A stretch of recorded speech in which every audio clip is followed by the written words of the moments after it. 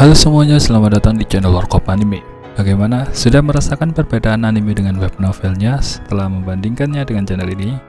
Episode kali ini bakal cukup panjang, jadi siapkan kopi dan cemilan untuk mendengarkannya. Langsung saja kita mulai ceritanya, tapi jangan lupa subscribe dulu ya, biar aku semangat terus bikin konten seperti ini. Sudah subscribe? Oke, langsung saja. Mengingatkan cerita sebelumnya, saat Subaru lari masuk ke dalam makam karena dia cemas dengan keadaan Emilia. Namun di dalam makam, dia malah jatuh pingsan juga. Dan akhirnya dia harus mengikuti ujian makam yang pertama, yaitu menghadapi masa lalunya. Seperti apa masa lalunya Subaru? Mari kita dengar ceritanya.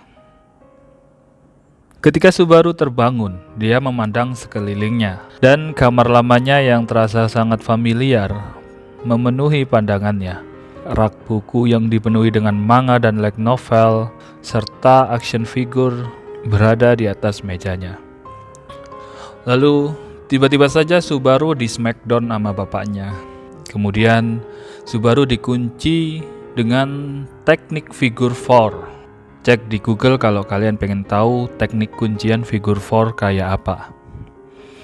Di sini Subaru kesakitan, pagi-pagi dibangunin ala-ala pegulat. Tapi bapaknya semakin ketawa melihat anaknya kesakitan. Kemudian Subaru melakukan serangan balik. Dia memutar tubuhnya dan menyerang balik. Jadi mereka berdua akhirnya saling mengunci satu sama lain. Ketika kegaduhan ayah dan anak itu telah mencapai puncaknya, terdengar suara di depan pintu. "Hentikan kalian berdua, ibu sudah lapar. Ibu ingin segera memakan sarapan." Dia adalah ibu Subaru, Natsuki Naoko. Oh iya, nama bapak Subaru adalah Natsuki Kenichi. Mendengar ibu Subaru yang ngomel, Kenichi berkata, "Maaf, aku terlalu terbawa suasana bersama Subaru, tapi kau bisa makan terlebih dahulu kalau kau mau." Lalu Naoko menjawab, "Tapi sebuah keluarga selalu makan bersama di pagi hari. Mana mungkin aku makan duluan. Bukankah lebih baik kalau semuanya makan bersama-sama?" Mendengar hal itu, akhirnya ya Subaru setuju dan makan bersama-sama. Dan ibu Subaru juga berkata pada Subaru agar dia ikut makan bersama juga, karena ibunya sudah berusaha keras membuat sarapan untuk Subaru. Saat di ruang makan, Subaru menggosok-gosok matanya yang masih mengantuk. Namun, kesadaran Subaru yang masih samar tiba-tiba dibangunkan oleh sebuah bau kacang hijau. Lalu Subaru berkata, "Ibu, meski kau bilang sudah berusaha keras untuk membuat ini, tapi apa maksudnya ini?" Ternyata yang ada di piring Subaru isinya cuma kacang hijau aja, full satu piring kacang hijau. Di sini Subaru dikasih sarapan kacang hijau karena beberapa waktu yang lalu Subaru bilang kalau dia benci kacang hijau. Jadi ibunya pada kesempatan pagi ini dia membuat kacang hijau untuk Subaru agar dia bisa menghilangkan kebiasaan buruknya dalam memilih-milih makanan. Namun Subaru tidak mau memakannya dan mempertanyakan kata kesempatan yang diucapkan ibunya, karena hari ini bukanlah hari khusus atau semacamnya. Lalu Kenichi menasihati Subaru. Dia bilang pada Subaru, "Tidak peduli apapun waktunya, hari ini dan momen ini hanya bisa kita jalani di sini dan saat ini juga. Kau mungkin berpikir kalau masih ada hari lain seperti ini sekali lagi. Tapi dengan begitu, kau mungkin akan membiarkan banyak momen terlewat begitu saja." Setelah mendengar hal itu, Subaru tetap tidak mau memakan kacang itu. Bahkan Subaru sampai berkata, meskipun terjadi Armageddon, Subaru tetap tidak akan memakan kacang hijau. Kemudian Subaru memandang menu sarapan lain selain kacang. Di hadapannya ada sup miso hangat dan roti madu yang memiliki banyak madu di atasnya. Subaru diam-diam mengatakan "Itadakimasu" sambil membawa sup miso ke dalam mulutnya. Lalu kedua orang tua Subaru juga menepukkan tangan mereka dan berkata selamat makan, dan mereka memakan sup misonya. Setelah selesai makan sup miso, Subaru mempertanyakan tumpukan besar kacang yang ada di depannya. dan menyuruh ibunya yang memakannya sebagai tanggung jawab karena sudah membuatnya. Tapi Ibu Subaru menolaknya karena Ibu Subaru tidak suka kacang hijau juga. Mendengar hal itu, Subaru berkata, "Lalu apa yang coba ibu lakukan dengan meminta orang lain mengatasi sifat pilih-pilih mereka?" Dan Ibu Subaru menjawab bahwa dia tidak hanya membenci kacang hijau, tapi semua benda bulat kecil pada umumnya, karena itu sangat menjijikkan menaruh mereka di dalam mulutnya. Kemudian Subaru berkata, kalau begitu tanggung jawab seorang istri harus diambil oleh si suami, jadi ayah saja yang makan. Subaru pun menyuruh ayahnya untuk memakan kacang hijau. Namun Kenichi juga tidak mau memakannya. Alasannya karena mereka itu keluarga. Jika istri dan anaknya membencinya, maka si Kenichi juga akan membencinya. Akhirnya Kenichi membuat sebuah keputusan agar mencampur kacang itu ke nasi dan daging. Seusai makan bersama mereka, ayah Subaru mengajak Subaru untuk lomba lari ke sekolah. Namun, Subaru sudah lelah mendengar pola untuk menyuruhnya kembali ke sekolah. Menghadapi pandangan ayah dan ibunya, Subaru tidak bisa lagi mengabaikan siksaan panas yang ada di dalam dadanya. Merasakan wajahnya terbakar, Subaru pun membalik punggungnya sehingga mereka tidak bisa melihat ekspresinya. Subaru pun lari, atau agaknya dia lari menuju ke dalam kamarnya. Dia berkata, "Apa ini? Kenapa aku merasa seperti ini?" Memegang dadanya, Subaru terengah-engah terkejut oleh kecepatan detak jantungnya. Menjatuhkan diri di atas kasur layaknya sedang pingsan. Subaru dengan resah menolehkan matanya ke seluruh kamar. Melihat ke arah jam, saat ini menunjukkan jam 8 pagi. Sedangkan sekolah dimulai jam 8.30. Dari rumah menuju sekolah membutuhkan waktu 20 menit. Sebenarnya tidak mustahil untuk sampai ke sana tepat waktu. Namun, Subaru tidak berganti pakaian. Dia hanya diam memeluk lututnya di atas kasur dan terus menatap pergerakan jarum jam. Detik demi detik, jarum detik jam terus bergerak sampai pada akhirnya jarum menit mencapai ke angka 10. Dan dia tidak mungkin bisa sampai ke sekolah tepat waktu hari ini.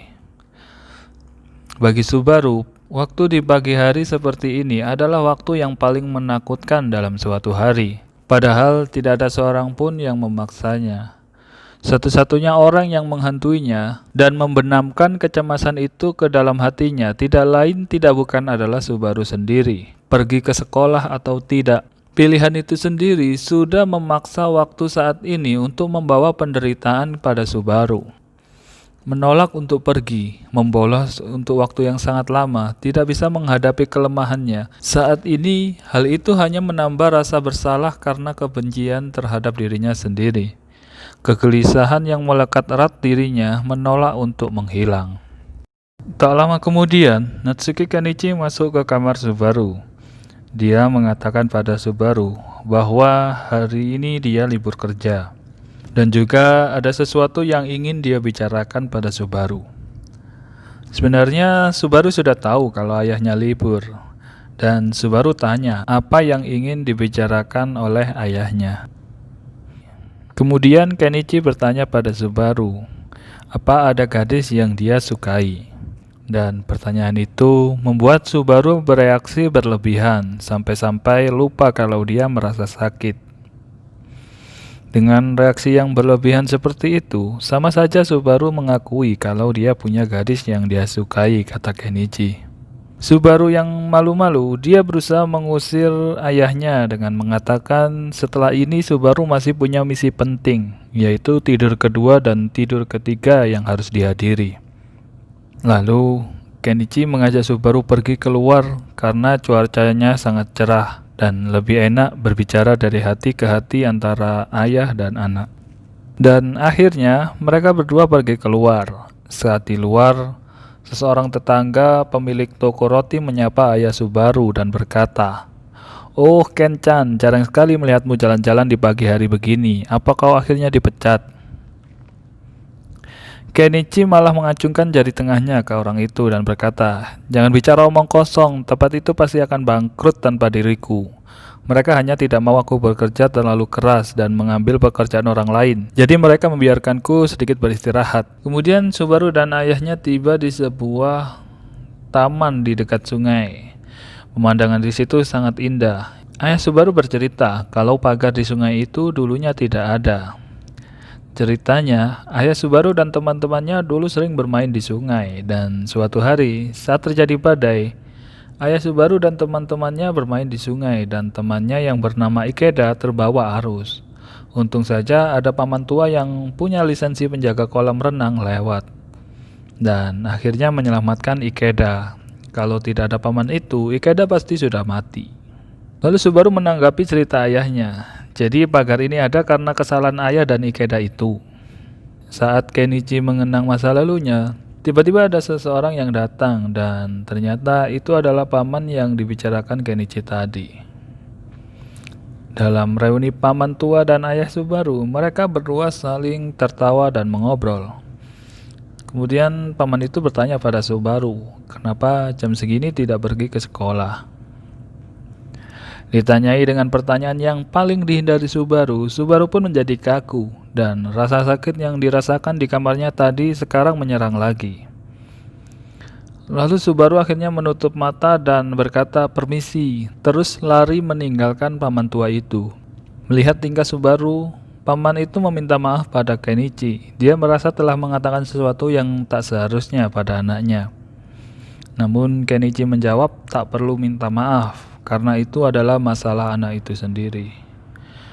Kemudian Kenichi pergi menyusul Subaru.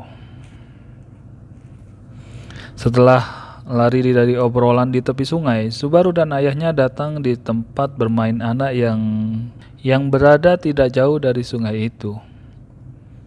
Kemudian ayah Subaru membelikan cola untuk Subaru di penjual mesin otomatis.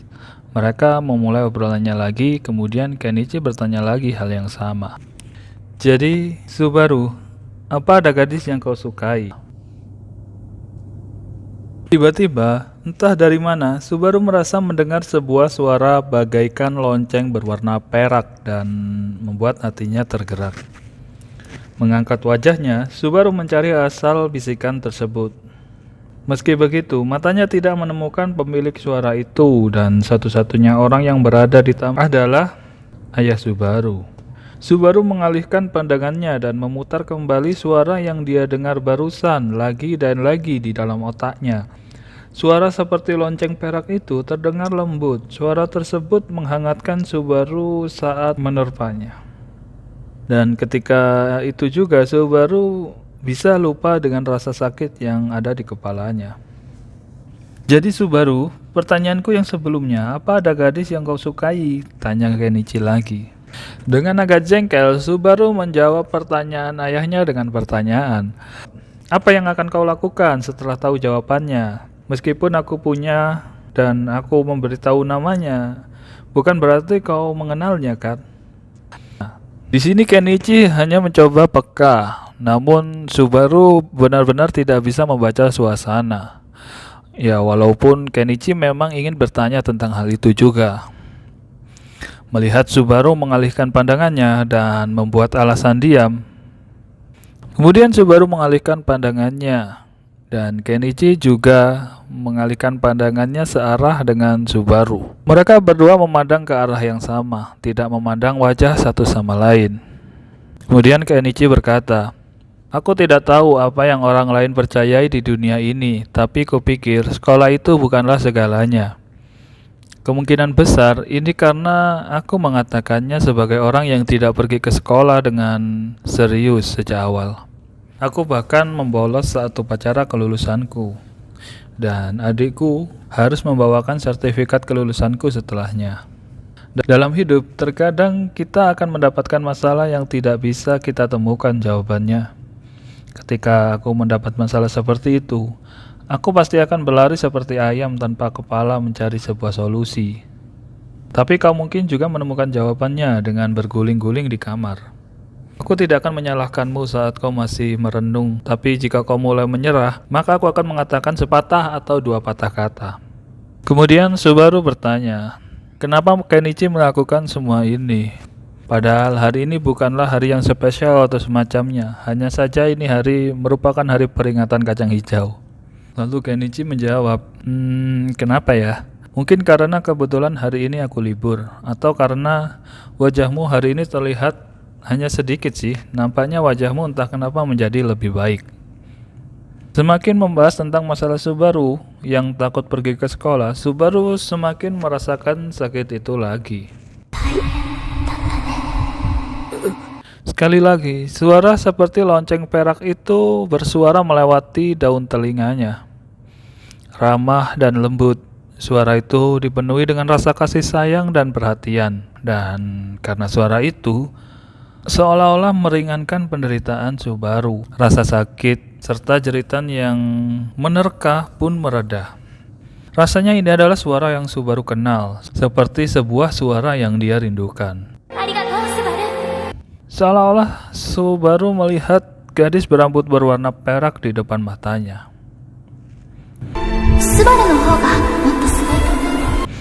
Saat Subaru melihatnya, semua rasa sakit di tubuhnya pun menghilang. Jawaban itu sudah ada di dalam hati Subaru. Kemudian Subaru mengangkat wajahnya dan dia mengusap air mata yang hendak jatuh.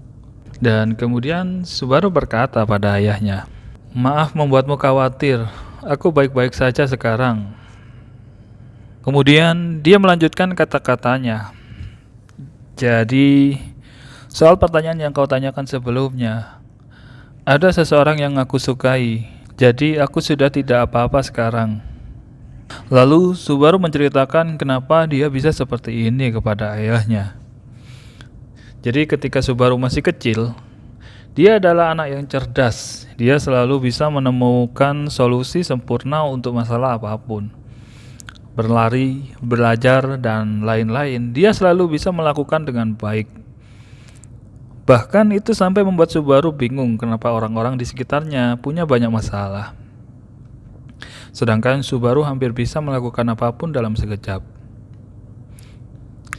Bagaimanapun, dia kan anak orang itu. Semua orang memberikan pujian seperti ini pada Subaru. Para orang dewasa dan para tetangga terus mengucapkan hal tersebut. Subaru tahu yang mereka maksud orang itu adalah ayahnya. Ayah Subaru, Natsuki Kenichi, di mata Subaru adalah orang yang penuh dengan karisma dan daya tarik. Dan itu membuat Subaru ingin menjadi seperti ayahnya. Tapi, suatu hari, Subaru kalah balapan dan dia bukan menjadi nomor 1 lagi. Dan ada anak lain yang bisa memecahkan masalah lebih cepat darinya. Sedikit demi sedikit, Subaru pun semakin tergeser menjadi yang nomor 1. Saat semua itu menjadi semakin memburuk, Subaru memutuskan melakukan hal yang paling bodoh, seperti menyelinap ke dalam sekolah saat malam hari bersama dengan teman-temannya dan menggambar garis putih di seluruh kota, ataupun mengusir anjing liar yang terkenal berbahaya di tempatnya. Dengan begitu, semua orang tidak akan bosan dengannya, jadi dia bisa melindungi bintang terakhir yang mulai meredup. Untuk meningkatkan kebanggaan yang keliru ini, dia tidak punya pilihan lain selain terus melanjutkannya. Dia akan mendahului apa yang takut dilakukan orang lain, menantang apa yang orang lain benci. Dengan begini, dia bisa memastikan kalau dia tidak akan kehilangan tempat yang dia lindungi di dunia ini. Jika seseorang bertanya kenapa dia melakukan hal seperti itu, dia ingin dikenal sebagai Natsuki Subaru itu lebih berani dari siapapun, lebih liar dari siapapun, lebih bebas dari siapapun. Dia harus terus menjadi eksistensi yang orang lain dambakan, karena dia adalah anak Natsuki Kenichi. Begitulah tindakan Subaru yang hanya bisa menjadi semakin parah. Temannya yang pada mulanya menganggapnya lucu, satu persatu temannya menghilang dari sisinya, sehingga ia menyadari kalau dia sudah sendirian. Bagaimanapun, dia kan anak pria itu. Itu adalah kata-kata ajaib yang membuat Subaru bangga. Tapi entah kapan, kata-kata itu menjadi sebuah kutukan baginya. Bagi Subaru yang bercita-cita meraih ketinggian yang sama dengan ayahnya, tidak peduli dimanapun dia berada, tidak peduli kemanapun dia memandang ke dunia, tidak ada satupun tempat di mana dia tidak merasakan jejak ayahnya yang tak pernah menghilang. Sedikit demi sedikit bagi Subaru, dunia telah berubah menjadi tempat yang mengerikan. Dan di saat yang sama, memakan hati Subaru adalah kesadaran diri menyakitkan bahwa dia hanyalah anak biasa. Sekaligus rasa malu yang membuatnya ingin menyembunyikan kenormalan itu dari orang tua dan siapapun yang mengenalnya. Kelemahan yang tidak lain merupakan penghinaan bagi ayahnya yang mengaku mencintainya, dan mungkin di suatu titik ayahnya yang menjulang itu akan kecewa dengannya. Hal itu merupakan hal yang paling ditakutkan Subaru. Ketika Subaru menjadi siswa SMA, tidak ada satupun teman sekelasnya yang berhasil masuk di sekolah yang sama. Di sana mereka mengenalnya sebagai Natsuki Subaru. Tidak ada satupun yang akan melihatnya sebagai anak Natsuki Kenichi. Masuk ke dalam lingkungan yang baru, Subaru kehilangan pijakan. Menghabiskan waktunya sendirian, dianggap sebagai orang bodoh dan orang yang tidak bisa membaca suasana. Di sekolah, ketika duduk sendirian di kursi dekat jendela, dia berpura-pura tidur dan membiarkan waktu berlalu. Hati Subaru selalu disiksa dengan rasa takut dan kecemasan. Tidak ingin berada di tempat itu, mulai dari saat dia menginjakkan kakinya di sekolah, dia akan mulai berpikir untuk pulang. Bahkan saat dia bangun, dia akan mulai berpikir bagaimana menghabiskan waktunya ketika akhirnya dia pulang sekolah. Dan Subaru tiba-tiba memikirkan sesuatu di suatu pagi, yaitu dia tidak ingin pergi ke sekolah. Bolos sekali seminggu menjadi sekali setiap 3 hari, lalu menjadi setiap hari, sampai akhirnya dia berhenti sepenuhnya bahkan selama 2 bulan. Dan akhirnya dia merasa lebih baik kalau Subaru menghilang begitu saja dari kehidupan mereka. Dengan cerita seperti itu, Subaru ingin ayahnya berkata, "Aku tidak mencintaimu, aku tidak mau mengakuimu, kau bukanlah anakku." Subaru ingin ayahnya mengatakan hal itu dan membuangnya. Subaru ingin ayahnya menyerah terhadap Subaru.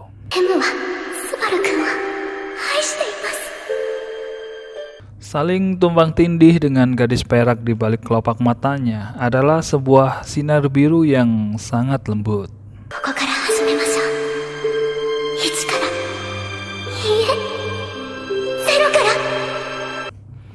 Ketika Subaru merasa seperti menemui sebuah akhir, gadis itu mengatakan hal tersebut, memberikan punggung Subaru sebuah dorongan ketika Subaru tidak bisa lagi bergerak maju.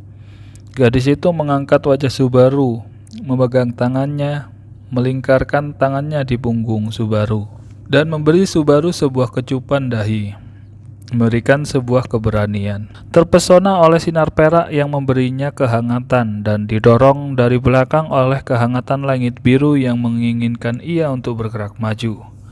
Natsuki Subaru yang mana ceritanya harus menemui sebuah akhir sekali lagi dimulai dari nol. Ketika cerita panjang Subaru berakhir, Kenichi yang mendengarkannya menutup mata seolah sedang melamun dan sepenuhnya diam. Kemudian dia berkata, "Subaru, sundulan ayah!" Memegangi dahinya karena rasa sakit dari serangan bapaknya, Subaru melihat Kenichi berdiri di depan bangku dan menatapnya. "Lihat Subaru, itu adalah sundulan ayah, penuh cinta dariku, sebuah serangan tunggal dari kemarahan." Subaru merasa tidak yakin apa yang harus dia lakukan dengan reaksi yang tidak terduga ini.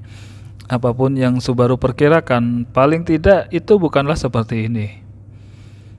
Kemudian Kenichi berkata, "Kamu bercerita bla bla bla bla bla dan mengkhawatirkan semuanya.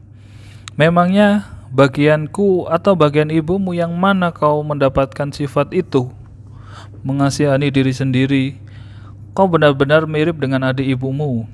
Orang gemuk botak pendek yang wajahnya selalu terlihat khawatir akan sesuatu. Jika kau ingin aku menyerah terhadapmu, kau harus melakukannya jauh lebih baik daripada itu. Siapa juga orang yang akan menyerah terhadap anaknya yang mengurung dirinya sendiri di tong kecil? Jika kau ingin aku membencimu, lebih baik kau membunuh separuh umat manusia atau semacamnya, maka aku pasti akan membencimu. Mendengar Kenichi mengatakan hal itu dengan keras, Subaru kehilangan kata-katanya. Di depan Subaru, Kenichi membungkukkan pinggangnya dan menatap Subaru.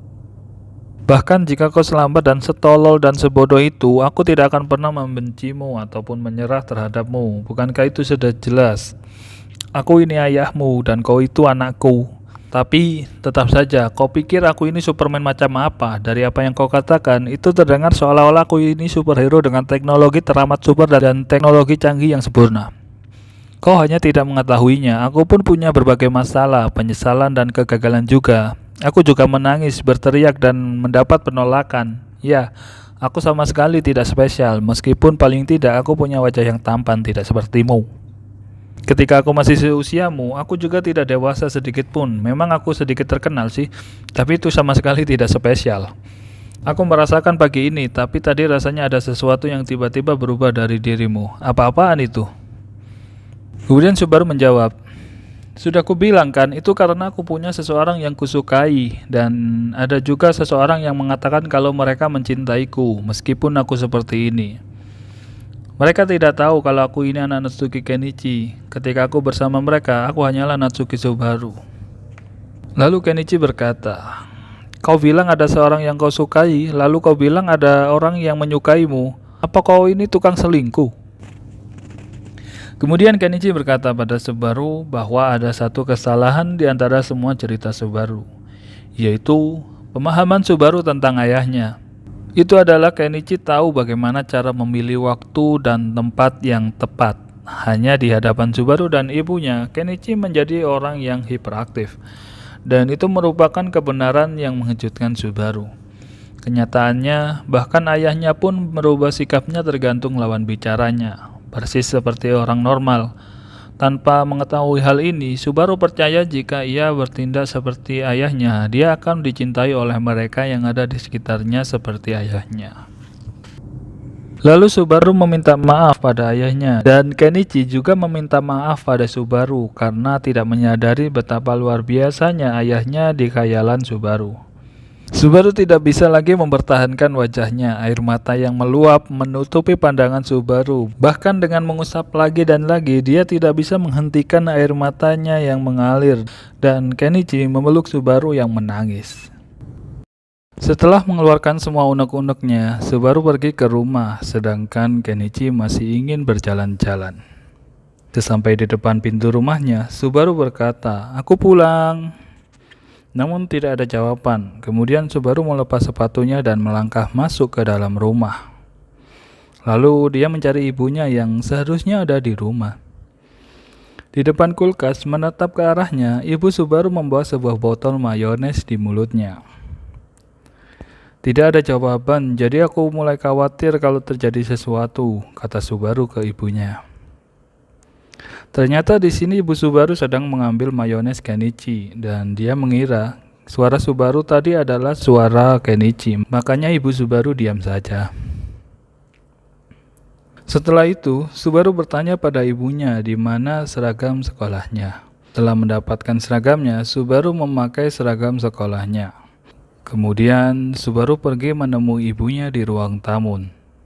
Namun di ruang tamu, Naoko kaget yang melihat Subaru memakai seragam sekolahnya dan berkata, "Ya ampun, ketika kau menanyakan seragammu, kupikir kau akan membakarnya. Aku juga sudah membuat berbagai persiapan. Sekarang itu jadi sia-sia," kata Naoko. Ibunya Subaru gokil ini, goblik. Ketika anakmu menanyakan seragamnya, hal pertama yang kau pikir adalah pembakaran. Dan saat kita membahas ini, apa talas dan hotdog tusuk yang kau siapkan itu menandakan kalau akan ada api? Melihat susunan bahan-bahan yang berbaris di atas meja, Subaru tak bisa berkata apa-apa untuk menanggapi reaksi serampangan dari ibunya yang melebihi seluruh ekspektasi yang ada. Ibu Subaru yang senang melihat anaknya kembali ke sekolah, dia pun ikut Subaru pergi, namun hanya sesampai ke minimarket untuk membeli beberapa mayones. Ketika di jalan, Ibu Subaru bertanya apa yang Subaru bicarakan dengan ayahnya tadi. Subaru berusaha memeras otaknya mencari jawaban untuk pertanyaan ibunya, karena jika dia memberitahu semua detail percakapannya dengan Kenichi, dia pasti akan dipaksa menyebutkan masalah di dalam dirinya yang memalukan. Dia juga tidak akan bisa sepenuhnya menghilangkan bagian di mana dia menangis. Dan akhirnya Subaru menjawab, "Bukan masalah besar. Kami sedikit berbicara tentang Ikeda-san dan menceritakan beberapa cerita tentang masa lalu." Jadi cerita masa lalu itu yang membuatmu ingin masuk sekolah, kata Naoko. "Ah, ya, begitulah singkatnya," jawab Subaru. Kemudian Ibu Subaru berkata, "Berhentilah ingin melakukan semuanya persis dengan ayahmu." Subaru terdiam. Dia merasa hatinya seperti terkena serangan langsung ketika ibunya mengatakan hal itu. Mendengar perasaan yang telah dia sembunyikan dari dirinya sendiri keluar dari mulut ibunya, seolah-olah ibunya telah mengetahui semuanya. Kemudian Subaru bertanya, "Ibu, seberapa banyak kau mengenalku?" Lalu si Naoko menjawab, "Ketika kau masih kecil, ibu pernah meletakkan supositori ke dalam anusmu. Jadi, ibu bahkan tahu seperti apa anusmu. Itu artinya, ibu sudah melihat setiap bagian dari tubuh Subaru, kecuali organ dalam." Dan akhirnya mereka tiba di persimpangan dan harus berpisah. Naoko berjalan ke kanan, sedangkan Subaru pergi ke sebelah kiri. Tak tahan melihat punggung ibunya menghilang, Subaru memanggil ibunya keras-keras agar ia berhenti. "Ibu!" Nggak gitu juga kayaknya. "Ibu, selamat tinggal." Itu adalah kata yang ingin diucapkan Subaru, tapi dia ragu. Dan akhirnya dia malah menyampaikannya dengan terbelit-belit. Lalu ibunya berkata, "Subaru, tak apa. Karena aku mengerti apa yang ingin coba Subaru katakan. Kau tidak perlu lagi berusaha keras menemukan kata-kata yang tepat untuk mengutarakannya. Karena ibu kan ibu Subaru." Itu adalah pernyataan yang sepenuhnya tidak logis, tapi tidak ada ruang untuk membantahnya sama sekali. Dan Subaru merasakan perasaan yang sama seperti sebelumnya. Dan dia akhirnya menangis lagi. Subaru pun meminta maaf pada ibunya sambil menangis. Dan di momen berikutnya, Subaru berpisah dengan ibunya. Sesampai di sekolah, Subaru langsung menuju ke ruang kelasnya. Berdiri di depan pintu, Subaru mengambil napas dalam-dalam. Meletakkan tangannya di pintu, Subaru menggeser pintu tersebut. Setelahnya, Subaru hanya melihat barisan bangku kosong, kecuali sebuah bangku yang terletak di tengah ruangan. Kemudian orang yang duduk di sana memutar kursinya ke arah Subaru. "Selamat datang. Saat menghadapi masa lalumu, apa kau sudah belajar sesuatu?" tanya Ekidona, sang penyihir keserakahan dengan mata yang penuh dengan rasa ingin tahu. Menghadapi penyihir yang matanya berseri-seri dengan rasa ingin tahu, Subaru mengacungkan jarinya dan menunjuk Ekidona dan mengeluarkan isi pikirannya. "Kau terlihat sangat cocok dengan seragam itu," kata Subaru. Si penyihir terdiam sejenak sampai akhirnya dia tidak bisa menahannya lagi dan tertawa terbahak-bahak. "Terima kasih, jika kau pikir demikian, maka memang layak bagiku membangun kembali semua ini dari ingatanmu." Kemudian Subaru duduk di kursi samping jendela dan bertanya, "Jadi dunia apa ini sebenarnya? Aku yakin aku masuk ke dalam makammu saat ujian. Dan kemudian jadi seperti ini. Kau masuk dan memiliki kualifikasi, jadi wajar kau mengikuti ujiannya juga. Benar kan? Apa kau tidak mendengarnya? Pertama, kau harus menghadapi masa lalumu. Setiap orang pasti punya penyesalan di masa lalu. Selama mereka hidup, hari demi hari tak ada seorang pun yang hidup tanpa penyesalan. Hari ini mereka menyesali hari kemarin. Kemarin mereka menyesali hari yang lebih jauh sebelum itu. Dan ketika besok datang, pasti kau akan menyesali sesuatu mengenai hari ini. Bagaimanapun, manusia itu punya kemampuan untuk menyesali sesuatu. Itu adalah cara yang sangat pesimis untuk memikirkan masalah ini. Jika kita mengganti kata menyesal dengan kata evaluasi diri, maka hari ini kita akan mengevaluasi hari kemarin, dan besok kita akan mengevaluasi hari ini. Dan mungkin kita akan bisa menemukan sesuatu semacam terobosan. Bukankah itu juga kemampuan manusia? Itu hanyalah permainan kata-kata yang sederhana, atau lebih tepatnya, cara berpikir yang sedikit berbeda. Tapi tergantung bagaimana kau melihat masa lalu dengan pesimis atau optimis. Menjawabnya pasti akan mengubah dunia. Kebanyakan orang melihat masa lalu mereka dengan pesimis dan hanya melihat kenangan buruknya saja. Jadi mereka memperlakukan jalan yang telah mereka lalui itu dengan penyangkalan. Lalu karena semakin ditolak oleh pemandangan yang mereka sangkal, mereka pun menutup hati dan mencoba melupakannya. Dan begitulah ketika orang menghadapi masa lalu mereka, atau ketika mereka benar-benar bertemu masa lalu mereka akan merasa tersesat, bingung, menyesal, menderita, sakit, putus asa, dan di sanalah mereka menemukan jawaban mereka. Selama mereka menemukan jawaban mereka, tidak peduli apapun, jawaban itu pasti akan memberikan pengakuanku. Jadi itulah tujuan ujian ini, kata Eki Dona. Kemudian Subaru berkata, jika poin-poin yang kau sebutkan tadi adalah syarat untuk lulus ujian, bisakah aku menganggap diriku ini sudah lulus? Lalu Eki Dona menjawab, setelah menyaksikan semua dari awal sampai akhir, kupikir hasilnya lebih dari memuaskan. Dari awal hingga akhir, bukankah itu artinya kau juga melihatku menangis dengan ingus yang meler dari hidung? Kata Subaru. Iya, maafkan aku bahkan juga berkaca-kaca melihat bagian itu. Jawab Eki Dona. Ah, diam, jangan beritahu siapapun, itu memalukan. Kemudian Eki Dona menjelaskan, ujiannya saat ini telah berakhir dalam artian sebenarnya. Sebagai hadiah, dia bertanya pada Subaru, apa ada sesuatu yang ingin dia tanyakan sebelum kembali. Lalu Subaru menjawab, ada satu hal. Sebelumnya kau bilang kau tidak ada hubungannya dengan ujian ini. Bagaimana bisa hal ini disebut tidak ada hubungannya? Kau tidak hanya terlibat, bahkan kaulah pelaku utamanya. Apa-apaan kebohongan soal tak ada pengaruhnya terhadap ujian itu? Yang nggak paham pertanyaan Subaru ini, silahkan dengarkan part 3 saat Subaru bertemu dengan Eki Dona pertama kali, karena di animenya tidak membahas hal ini. Versi web novel, Subaru lebih banyak ngobrol dengan Eki Dona daripada di animenya. Lalu Eki Dona menjawab, bukankah aku sudah memberitahumu saat kita berpisah sebelumnya?